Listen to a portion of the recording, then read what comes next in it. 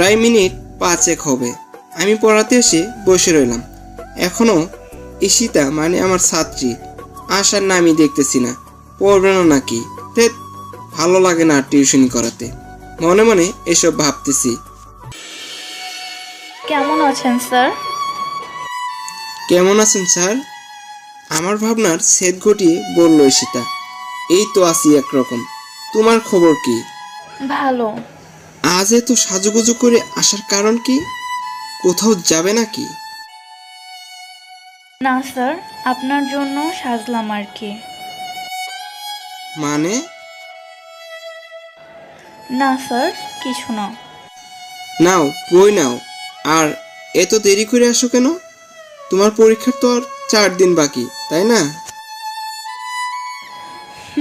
আসলে স্যার সাজতে সাজতে একটু দেরি হয়ে গেল। আচ্ছা স্যার, শাড়িতে এবং সাজগোজে আমায় কেমন লাগছে? ভালো। শুধুই ভালো, আর কিছু না? না না, খুব ভালো। এবার তো বই নাও। স্যার আজকে না আমার পড়তে মন চাইতেছে না। তাহলে আমি আজ আসি। এই বলে আমি উঠতে যাব। স্যার উঠছেন কেন? আমি তো বলি নাই পড়বো না, শুধু বললাম মন চাইতেছে না। ও, তাহলে আর কোনো কথা না বলে পড়তে বসো। আচ্ছা, তার আগে আমার কয়েকটা কথা জবাব দেন তো। আবার? আচ্ছা বলো। আচ্ছা, আমাকে আপনার পছন্দ হয় মানে কেমন লাগে? ভালো। তাহলে তো আর কোনো কথাই নাই। মানে? তুমি কি বলতে চাইছো? আমি আপনাকে বলতে চাইছি যে আমি আপনাকে ভালোবাসি। ভালোবাসি? হা হা হা। তুমি হয়তো ভুলে গেছো আমি তোমার কি লাগি। আপনি আমার স্যার হন বা যাই হন, আমার কিছুই আসে যায় না। আমি শুধু এতটুকু জানি যে আমি আপনাকে ছাড়া বাঁচবো না। আমি আপনাকে ভালোবাসি। আস্তে কথা বলো। আমি আস্তেই কথা বলতেছি। এখন আপনি আমাকে বলেন তো, আপনি আমাকে ভালোবাসেন কিনা? দেখো ঈশিতা, আমি জানি না তুমি আমায় কতটুকু ভালোবাসো। আমি শুধু এতটুকু জানি যে তুমি আমার ছাত্রী। আমার সাথে তোমার যায় না। সত্যি বলতে কি, আমিও তোমাকে পছন্দ করি, কিন্তু এই পছন্দ সেই পছন্দ না যেটা তুমি ভাবতেছো। আর সামনে তোমার পরীক্ষা। তুমি এসব নিয়ে না ভেবে পড়ালেখা করো। এতে তোমার অনেক ভালো হবে। আপনি আমাকে যাই বলুন, তা নিয়ে আমার মাথা ব্যথা নাই। আমি আপনার কাছে যা জানতে চাইছি সেটা বলুন, তা না হলে এর ফল ভালো হবে না। এই মেয়ে, তোমার সমস্যাটা কি? আমি তোমাকে পড়াতে এসেছি, আজাইরা আলাপ করতে না। আগামী দিন থেকে আমি আর তোমাকে পড়াইতে আসতেছি না। এই বলে আমি পড়ার টেবিল থেকে উঠে চলে আসতেছি। ওই, আপনি নিজেকে কি ভাবেন? আমি যেটা চাই ওইটা পেয়েই ছাড়ি। আপনি আমাকে ভালোবাসেন আর নাই বাসেন, তাতে আমার কিছু যায় আসে না। তবে আপনি এটা মনে রাখবেন, আমি শুধু আপনাকেই ভালোবাসি। আর যদি বিয়ে করি আপনাকেই করে ছাড়বো, এটা আমি বলে রাখলাম। এখন আপনি আসতে পারেন। সেটা সময়ই বলে দেবে। এক কাজ করো, এসব চিন্তা বাদ দিয়ে পড়ালেখায় মন দাও। আর আমি সত্যি বলছি, আগামী দিন থেকে আমি আর আসছি না।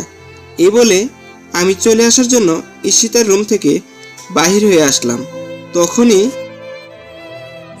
বাবা, আমি তোমার আর ঈশিতার মধ্যকার কিছু কথা শুনেছি। তুমি ওর কথা কিছু মনে করো না, আর তুমি ওকে পড়াতে আসবে। আন্টি, আমার পক্ষে ওকে পড়ানো সম্ভব না। আপনি বলেন, এসবের কোনো মানে হয়? না আন্টি, আমার পক্ষে সম্ভব হচ্ছে না। তাছাড়া আমার আর কিছু করার নেই। কিছু করার নেই মানে? বাবা, ওর পরীক্ষার আর মাত্র 4 দিন বাকি, তুমি এমন করতে পারো না। এ কথাটা আপনি ঈশিতাকে একটু বুঝিয়ে বলুন যে ওর এখন পড়াশোনা করা দরকার। সামনে ওর পরীক্ষা। আর হ্যাঁ, আপনি যেহেতু এত করে বলছেন, আমি অবশ্যই আসব। আচ্ছা, আমি ঈশিতাকে বুঝিয়ে বলবো। আর বাবা, তুমি কিন্তু অবশ্যই আসবে। আচ্ছা, এখন তাহলে আমি আসি। এই বলে আমি পেছন দিকে এক ফাঁক তাকিয়ে দেখলাম ঈশিতা দরজার পাশে দাঁড়িয়ে আছে। তার মানে ঈশিতা আমার আর তার মায়ের মধ্যকার আলাপগুলো দরজার পাশ থেকে শুনেছে। শুনলে আমার কি? আমি আর কিছু না ভেবে ঈশিতাদের বাসা থেকে বাহির হয়ে আসলাম। কি মেয়ে রে বাবা, সামনে পরীক্ষা, কোথায় এখন ভালো করে পড়াশোনা করবে আর তা না করে কী সব নিয়ে ভাবছে। ধ্যাৎ, এই মেয়েটা আমার মেজাজটাই খারাপ করে দিল। কিন্তু আপনারা এটা ভাববেন না যে ঈশিতা দেখতে খারাপ। আসলে ঈশিতা দেখতে যেমন সুন্দর তেমন মায়াবতী এবং অনেক মেধাবীও বটে। এক কথায় বলতে পারেন ঈশিতা হবে যে কোনো ছেলের দেখার ক্রাশ। কিন্তু আমার এতে করে কোনো মাথা ব্যথা নেই। কেন নেই সেটা আমি আপনাদের এখন বলতে পারবো না। ওহো, আপনাদের তো আমি আমার পরিচয় দিতেই ভুলে গেছি। তাহলে আপনাদের আমার পরিচয়টা দিয়েই দেই। তাহলে শুনুন, আমি রাজু, এবার মাস্টার্স শেষ করেছি এবং আজ থেকে আরও 1 সপ্তাহ আগে একটা বেসরকারি প্রতিষ্ঠানের চাকরিও পেয়ে গেছি। প্রায় সকল টিউশনই ছেড়ে দিয়েছি, শুধুমাত্র ঈশিতাদেরটা ছাড়তে পারিনি।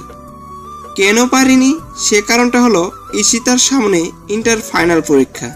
মেয়েটা আমাকে খুব ভালোবাসে, সেটা আমি ভালো করেই বুঝি।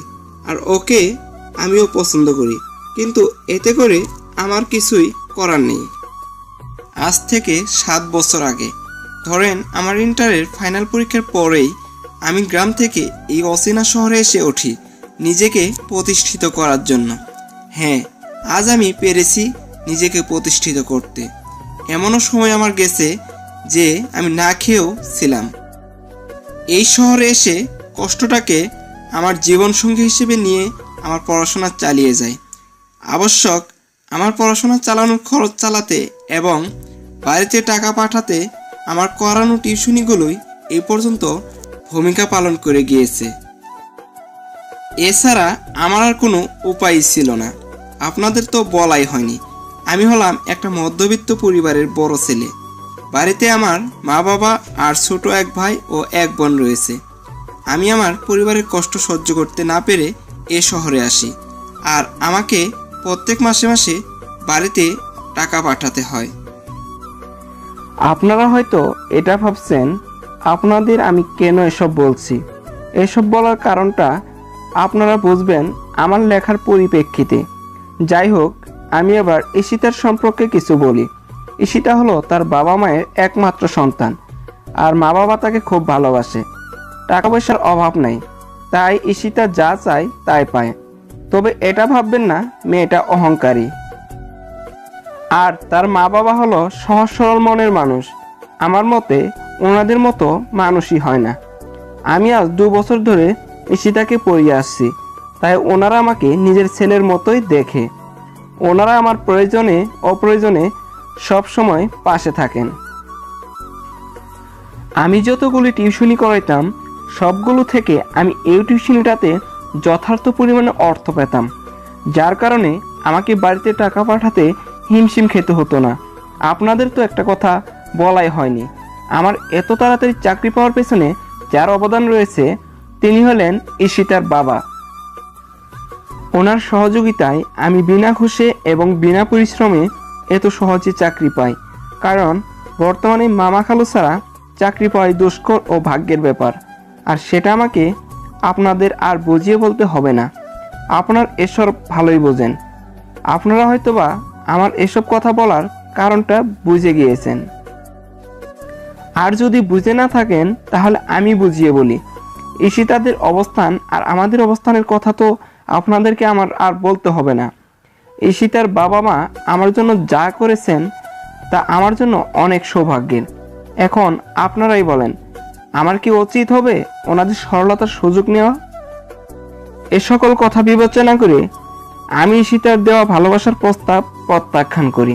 যাই হোক, আপনাদের সাথে কথা বলতে বলতে আমি আমার ভাড়া বাসায় পৌঁছে গেলাম। বাসায় এসে আমি শুয়ে রইলাম। এছাড়া এখন আমার আর কিছুই করার নাই। প্রায় সন্ধ্যা নেমে আসতেছে, না শুয়ে থাকতে আর ভাল লাগছে না।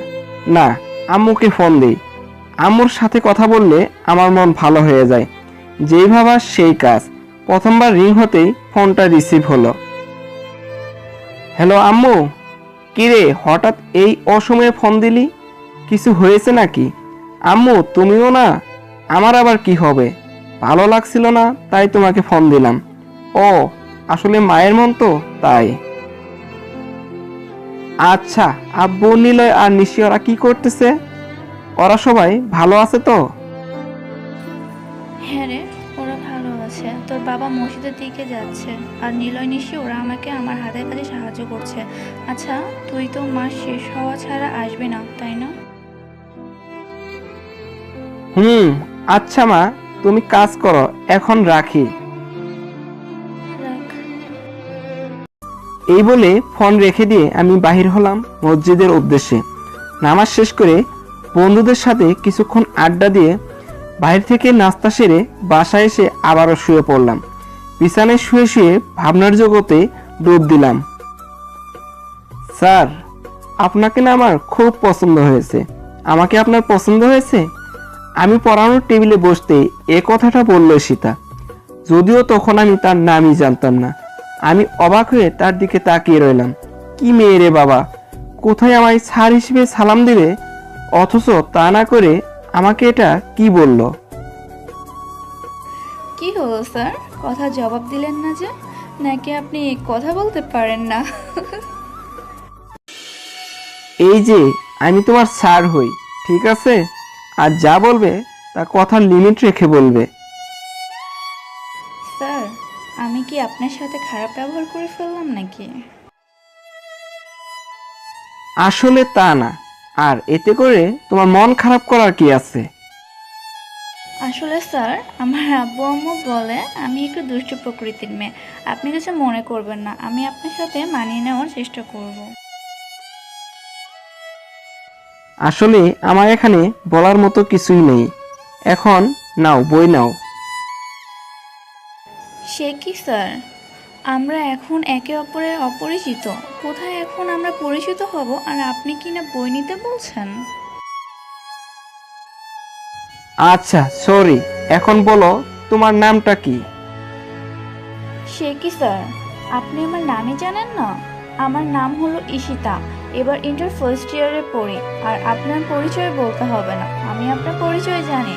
আপনার নাম হলো রাজু, এবারে মাস্টার্সে ভর্তি হলেন, তাই না? তা তুমি আমার ব্যাপারে এসব জানলে কেমন করে? আমি গতকালকে আপনাকে আব্বুর সাথে কথা বলতে দেখে আব্বুকে আপনার ব্যাপারে জিজ্ঞেস করে সব জানলাম। এভাবে ঈশিতাকে পড়ানোর প্রথম দিন কেটে গেল। ওকে পড়াতে গিয়ে বুঝলাম মেয়ে আমার চাইতেও পাকা। কথাবার্তায় তার চতুরতায় আমি অবাক হয়ে গেলাম। আমার কাছে এমন মনে হলো যে ও আমার টিচার আর আমি ওর ছাত্র। যদিও আমি এর আগে অনেকগুলো টিউশনি করিয়েছি, কিন্তু আমার কাছে এমনটা কখনো মনে হয়নি। যাই হোক, পরদিন আমি ঈশিতাকে পড়াতে গেলাম, কিন্তু আজ সে পড়ার টেবিলে নেই। আমি গিয়ে আমার আসনে বসে পড়লাম। আমাকে ঈশিতার আম্মু দেখে ঈশিতাকে ডাক দিল পড়তে আসার জন্য। তাই আমি কোনো কথা না বলে চুপচাপ বসে রইলাম। টেবিলের দিকে চোখ পড়তেই আমি একটি কাগজের টুকরো ভাঁজ করা অবস্থায় দেখলাম। কাগজটা হাতে নিয়ে খুলেই তো আমি হা হয়ে গেলাম। তারপর কি হলো দেখতে চান? তাহলে ভিডিওটিতে একটি লাইক দিন, আর চ্যানেলটি সাবস্ক্রাইব করুন এবং পাশে আসা বেল আইকনটি প্রেস করে দিন পরবর্তী ভিডিওর নোটিফিকেশন পাওয়ার জন্য। সাথে থাকবেন।